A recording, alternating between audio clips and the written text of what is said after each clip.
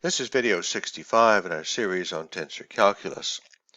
Back in video 58, we derived a set of basis vectors that we said defined what we call the tangent space. Well, in this video, we want to learn how to work with vectors in tangent space, and in particular, we want to see how to transform them back and forth between ambient space and tangent space. You'll remember from video 58 that we said our tangent space consists, first of all, of a tangent plane, which you see represented here, and a normal, which would be a vertical line through our point of interest like this. Well, here I've drawn a vector v. This is a general vector v. It does not lie on the tangent plane. It just points up here in space somewhere. And the key to understanding how to work with a vector like this is to see how to decompose this vector into its projection components. Okay, so let's do this. Let's start, first of all, by dropping a perpendicular from the tip end of vector v back to our tangent plane. Now, when we say we drop a perpendicular, we simply mean that we're dropping a line that's perpendicular in every direction. So any direction you look is perpendicular. So this is a normal itself. Okay, now we then construct a vector t, which goes from the point of interest here out to this point of intersection. And this vector t does lie on the tangent plane. Now we call this kind of a vector, vector t, a projection. And in particular, what we have here is known as the surface projection. So vector t, we say, is the projection of vector v onto the surface. Now that's a great way to describe it, because if you imagine this, let's say we had a light source from above that's shining light rays directly downward onto the plane. Every one of these lines is a normal itself. It's pointing directly down onto the plane. Well, if we had that kind of light source, we'd see a shadow created. There'd be a shadow of this vector, and that shadow would be this line down here. So vector t is the shadow of vector v on the plane. It is the projection of this vector v on to the plane. Okay, now let's do something else. Next thing we'll do is to construct a vertical line here, a normal, and with that normal here, we'll drop a perpendicular from the point tip end of our vector v back to the normal. So this is going to be a right angle right here. And this time, imagine the light rays coming from this direction. They're shining along the direction of this plane that we've created here. If we did that, the shadow of vector v this time would be over here. It would be this vector p that we've drawn from the point of origin up to this point of intersection. So vector p is itself a projection, but it's not a projection onto the surface. It's a projection onto the normal. So we say that vector p is the normal projection. Another way to say it is that it's the projection of v away from the surface. So let's recap here what we have. Vector t is a projection of vector v onto the surface, and vector p is a projection of vector v away from the surface. Now the key to working with vectors like this in tangent space is to see this very simple relationship, and it is that vector v is simply equal to vectors t plus p. This is easy to understand. You can see that both of these lines are vertical, so they're parallel. All of these are right angles. This is a rectangle, so everything lies in the same plane. P, V, and T are all in the same plane. And you can see if T is added to P, then vector V is the resultant of it.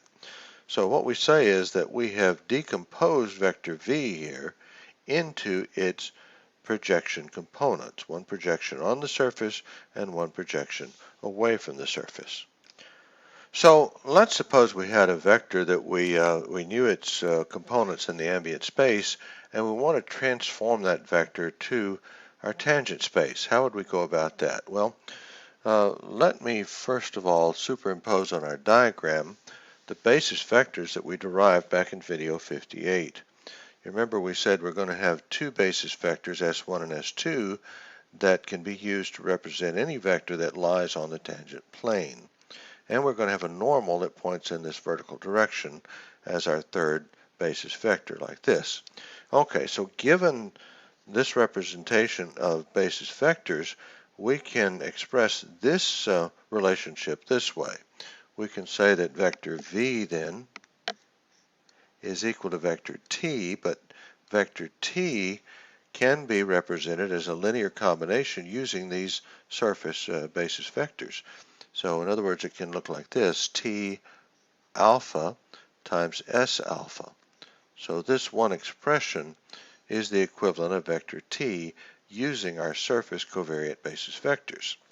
All right, well now vector p that points in the direction up here lies in the same direction as our normal, it's just a different length. So we can express vector p this way. We can say that it's a scalar value. We'll use p as the scalar value. This is just the magnitude of our vector p, and we'll combine that with our basis vector n hat. So this particular representation is the same as this one. It's just using the basis vectors that define our tangent space. Okay, so if we're going to transform now from ambient space to tangent space, what we need is this. What we know is vector components vi, which are the vector components in the ambient space, and what we need is to put it in this form. In other words, we need to be able to derive this value and this value given vector components vi. So we need to find a relationship that tells us what t alpha is as a function of vi, and a relationship that tells us what p is as a function of vi. So let's go figure that out separately and then return to this point. Okay, we'll work first to find the value of t alpha as a function of vi. So we start with what we know here, that v is equal to t plus p, and that of course means that t itself is going to be equal to v minus p.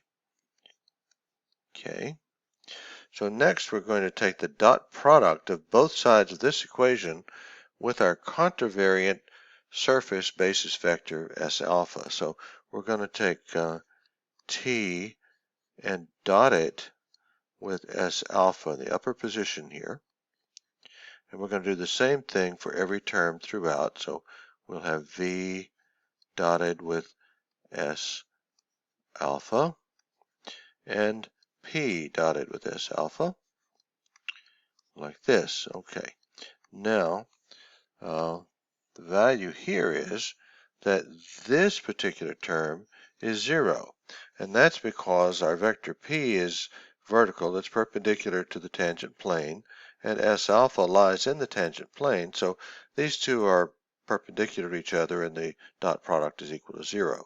So this expression then is equal to this expression.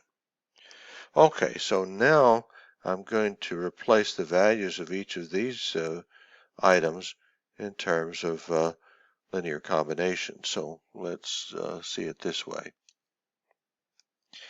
T here, this vector t, we're going to say that's a linear combination of t beta times the covariant basis vector s beta, like this. So this linear combination is the same as vector t here. And then of course we're still dotting that with s alpha. And then on the right hand side, I'm going to make a linear combination for our vector v as vi times zi. So these two together are the same as vector v. And then vector s alpha here is going to be a linear combination using our shift tensor. So this would be z alpha j times zj, like this. So all I've done is to represent each of these vectors one at a time by linear combinations in one form or another.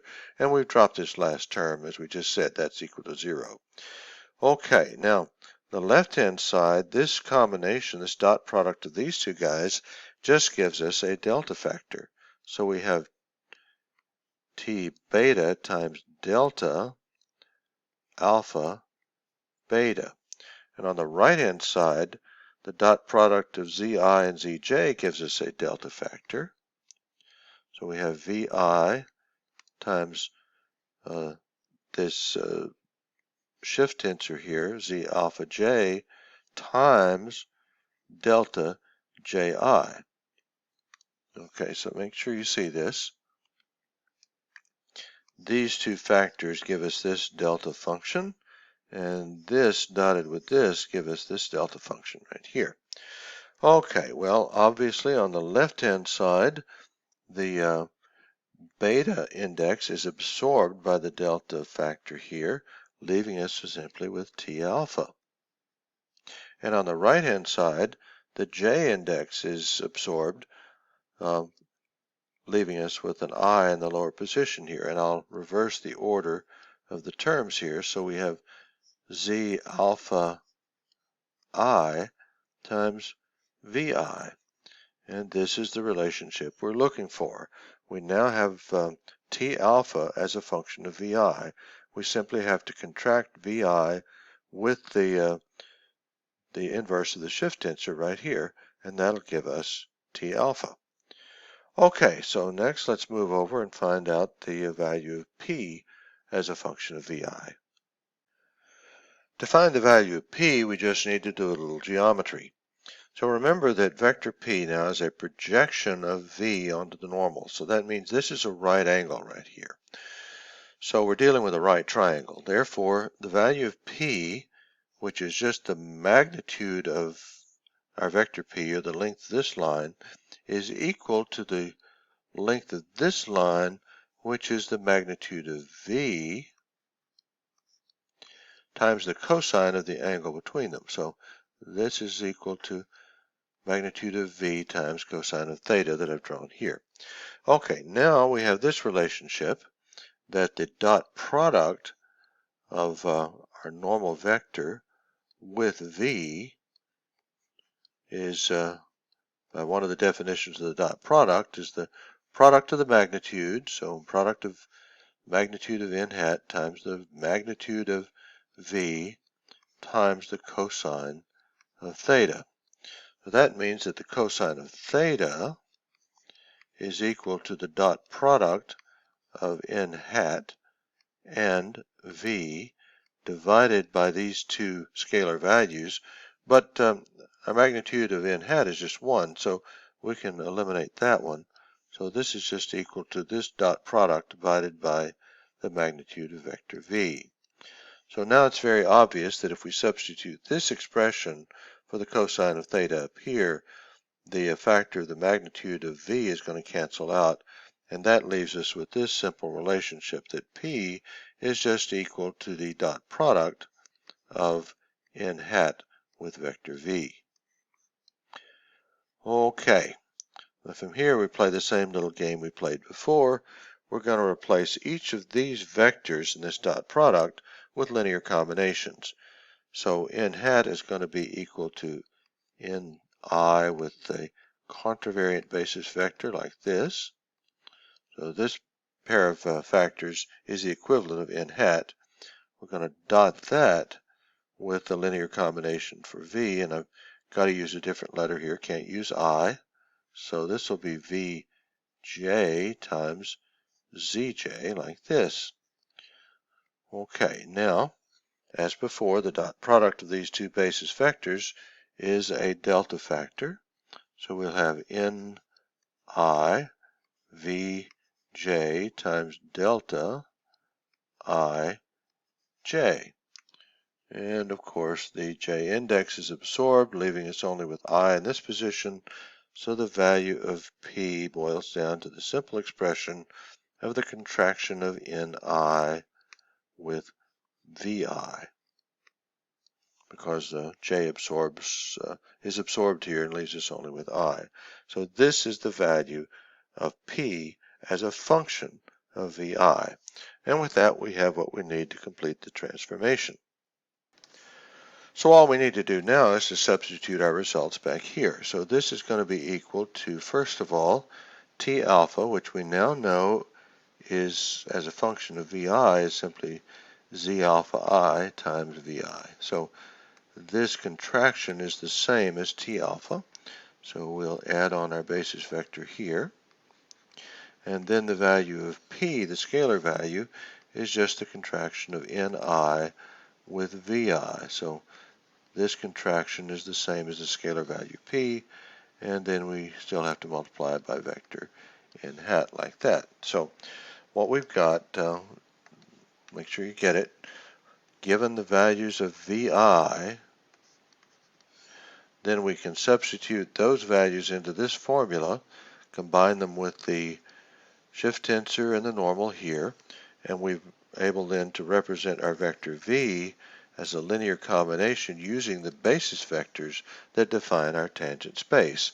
So this is the way we transform from the ambient space to the tangent space. All right, well, what about the transformation from the tangent space to the ambient space?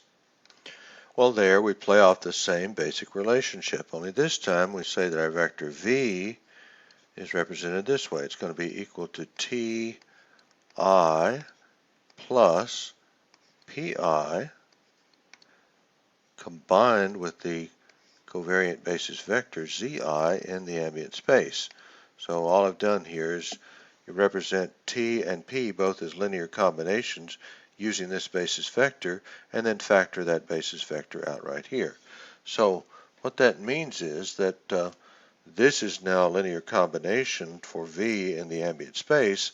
So what I need to do now is to be able to find the value of ti and pi as functions of t alpha and p. So given the values of t alpha and p, which are the components up here, I need to be able to take these values and derive these values from it, and that'll give us the expression we need for this transformation. So once again, let's go over and work on this separately. Well, this time we're in luck, because the expression you see on the screen is one that we developed as part of our discussion of the shift tensor back in video number 60, and it's exactly what we need for ti. We have ti as a function of t alpha. So all we've got to do now is to figure out the value of pi. We do that this way. We have a vector p, which of course is equal to the magnitude of vector p times our normal vector in hat. So we just express these as linear combinations. So p itself, the vector p, would be pi combined with zi. So this is how we would decompose our vector p in the ambient space. And on the right-hand side, we have p times the linear combination of in hat. And we decompose that this way. We'd have ni times zi like this. Okay, now obviously we can now cancel out zi right here, and that's going to leave us with the final result we're looking for. On the left is pi, and on the right we just have the two remaining factors. I'll reverse the order. So we have ni times p. Okay, this gives us what we need, is value pi as a function of p. Now, don't get confused here. P and pi are not the same thing. P is the magnitude of our vector p. It's a scalar value that has nothing to do with the coordinate system at all. But pi, on the other hand, is a set of three scalar values that are the vector components needed to express vector p using our covariant basis up here. So these are not the same thing. All right, so now we have what we need to complete our transformation. All we have to do now is to plug our results into this expression. So we're going to have this is equal to our expression for ti, which was zi alpha times t alpha. That's what we got for ti. And then the expression for pi, which was just ni times p. And all of that is combined with our covariant basis vector in the ambient space, namely zi. So that's our final result. So look at what we have here. Given the values then of T alpha and P combined with our shift tensor and normal, we can now represent our vector V as a linear combination using the basis vectors in the ambient space.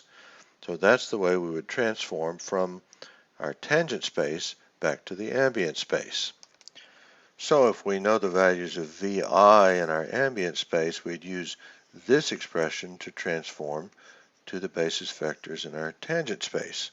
If we know the component values in our tangent space, T alpha and P, we'd use this to transform from the tangent space back to the ambient space. Okay, so that's pretty much what I wanted to show you in this video. So let's wind it down with a quick recap. We first showed how we can take any vector v and decompose it into its projection components. We showed how we can project the vector onto the surface with vector t and away from the surface with vector p, and vector v then is equal to the sum of these two projections. Okay, then we showed how to represent each of these vectors this way, respectively. So this is how they'd look if we use the basis vectors that define our tangent space. We then went on to derive expressions for T alpha and P as these, and so by making these substitutions, we come up with this final expression.